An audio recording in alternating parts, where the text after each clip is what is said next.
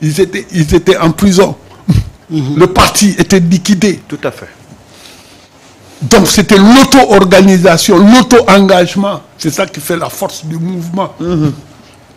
À ces responsables, chef ou pas, on est là. Donc pour moi... Sénégal. Mais c'est-à-dire même les autres pays. Sauf maintenant, il y a la nouvelle génération Z qu'on a vue à Madagascar, au Maroc. Au Maroc, etc., etc. Une génération qui est là, qui s'auto-organise devant la démission des partis traditionnels d'opposition. Mais ils ont pris. Nous, c'est la même chose. Le mouvement Gatse, à un moment donné, c'est autonomisé. Parce qu'ils ont pris en otage le guide. Et certains des lieux là. Donc, pour revenir, moi, je vous dis, c'est la responsabilité première du président de la République. Parce qu'on est dans un système, donc c'est lui qui doit engager ça. Voilà. Mais bon, pour le moment, je pense que moi, de toutes les façons, pour le moment, les choses bougent lentement. Mais je vous assure que personne ne nous volera cette révolution. Mais il semble que la révolution, on a commencé à perdre, doyen, parce que tout à l'heure, Wang, ce discours, le discours de justice des vainqueurs, ou la réconciliation nationale, nous avons vu que au pouvoir, nous avons écarté un peu tout petit peu, mais maintenant, il faut commencer à prendre en otage le projet. Les gens ont voté pour un projet et non pas pour le candidat Diomaye. Et le système, non seulement il faut dire ci fenêtre, mais il occuper la grande porte. Non, mais Aliou, c'est à mon avis, projet bi, difficile. Moi, gagner le régime de Macky Sall. Ça fait ça. C'était plus difficile. Bon, maintenant, ce discours-là de justice de vainqueur, d'abord, il n'y a même pas de justice. Pour le moment, il n'y a que justice des vainqueurs. Pour le moment, il n'y a pas de justice. Même les militants de PASTEF de lundi arrêtés. Le Premier ministre lui-même, il a dit qu'il a écrit en tant que simple citoyen, à l'époque au ministre de la Justice, alors que c'est lui son patron, mais il a écrit pour dire, il demande la révision, si on reprend les dossiers Prodac, il y a un truc, dans le tout, il y a un rapport. Il y a un rapport. Vous comprenez? Mais d'arrêt. Et lui, il dit qu'il sait que de toutes les façons, nous ne terons candidature. Nous ne terons. Comprendre? Mais c'est la révision. Nous sommes d'arrêt. Le peuple a besoin de savoir. Ces dossiers, on ne peut pas les fermer comme ça. Et les gens ne vont pas accepter qu'on ait instrumentalisé la justice. Cette justice était sous des ordres. Les Guinéens, ils n'ont pas assez de magistrats. Donc, c'est ça qui explique les lenteurs. Mais quand il fallait liquider politiquement Sonko, c'est fast track, comme le gars le disait. Taf. Mode tchak-tchak, la justice a pris le mode tchak-tchak là alors. Tu évites les feux rouges, d'autres tu tournes à gauche, à droite, pourvu que tu fasses ta livraison. Il fallait livrer Sonko. Du jamais vu. Conseil constitutionnel talk pour lui. Ne juge bi atteint. Mais quand ils ont vu que le premier dossier ne prospérait pas, ils ont perdu la bataille. Ils ont commencé à dire corruption de mineurs. Nous avons les dossiers. Nous condamnons, mais ce n'était pas suffisant pour l'écarter.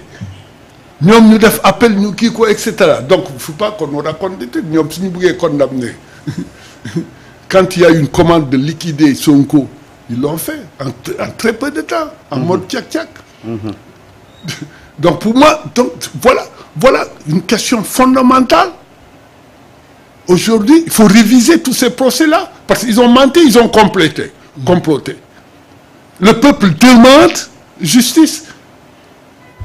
Justice, c'est-à-dire celui qui a porté nos espoirs, celui qui a porté sur son dos tous les coups, qui a été barricadé. Personne d'entre eux n'a été barricadé 55 jours. Personne n'a suivi le lynchage, ce truc-là familial, psychologique, cette pression. Il a porté sur lui. Nous, voilà, on arrive au pouvoir. Et jusqu'à présent, je dis qu'il y a un problème. Donc Sonko a raison de taper sur la table. Mais bien sûr qu'il a raison, parce que aussi, il ne faut pas rester dans le pouvoir traditionnel. La conception du pouvoir, comme nous l'avons, le président de la République, machin, etc. Moi, ces trucs-là, c'est-à-dire, on doit même réformer. On doit faire ce qu'on appelle la révolution culturelle. Tout à fait. Un président de la République, tu vois, c'est un citoyen. C'est-à-dire le pouvoir d'un coco. Seul le peuple est souverain. Donc, comme tu me dis, oui, par exemple, il se trompe. Il se trompe. Sur quoi? Parce que bon, ils sont à côté, bon, du Wafi, du Dieu. Non, le peuple sénégalais a une maturité.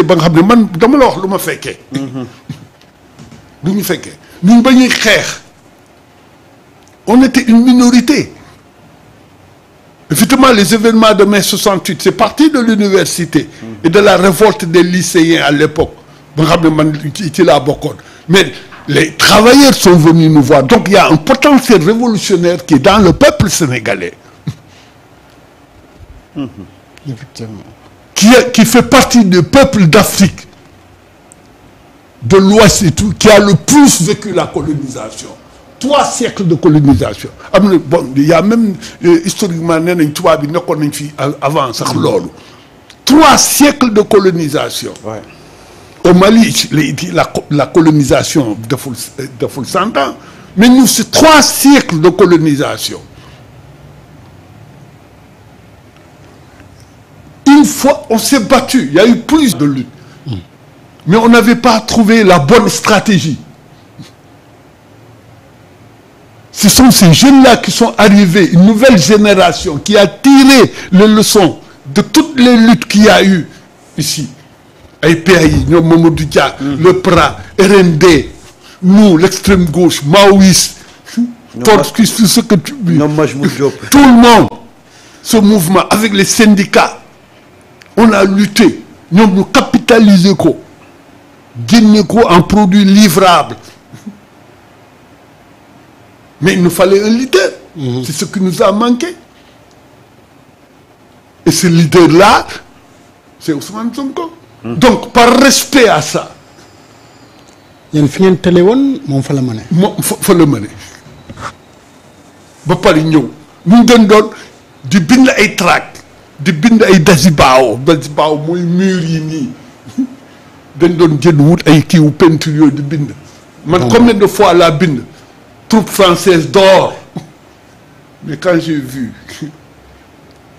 le dernier bataillon français partir sama xol dafa neex.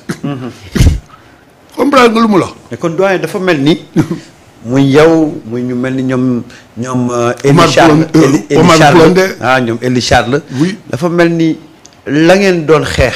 te mu tëleen moom ngeen gis ci Ousmane Sonko mu koy àggal. mais bien sûr c'est la première victoire du camp souverainiste. On a eu une victoire en 2000 avec le Parti libéral, Wade et tout, en coalition avec les forces de gauche. Ouais. Mais ça n'a pas duré. Il faut durer le temps, etc. Nous disloquer. Les libéraux ont repris le pouvoir et sont restés dans le système. Le système, pour l'attaquer, il faut attaquer monnaie, CFA. Billahi. Il faut attaquer cette présence militaire. Wade a commencé, mais après, il faut arrêter. Il faut attaquer la mainmise économique, renégocier tous les contrats. Ils ont commencé à le faire.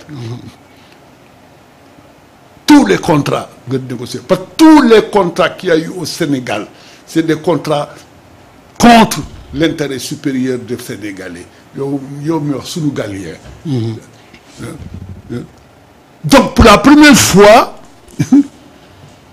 on a une équipe politique qui arrive et qui met sur la table l'intérêt supérieur de la nation sénégalaise. ñun loolu lañ doon wax suñu génération dañ doon wax fallait nationaliser les secteurs clés de l'économie sénégalaise. Donc pour nous, ma génération, l'attachement à ce pouvoir, ce nouveau pouvoir issu de la révolution souverainiste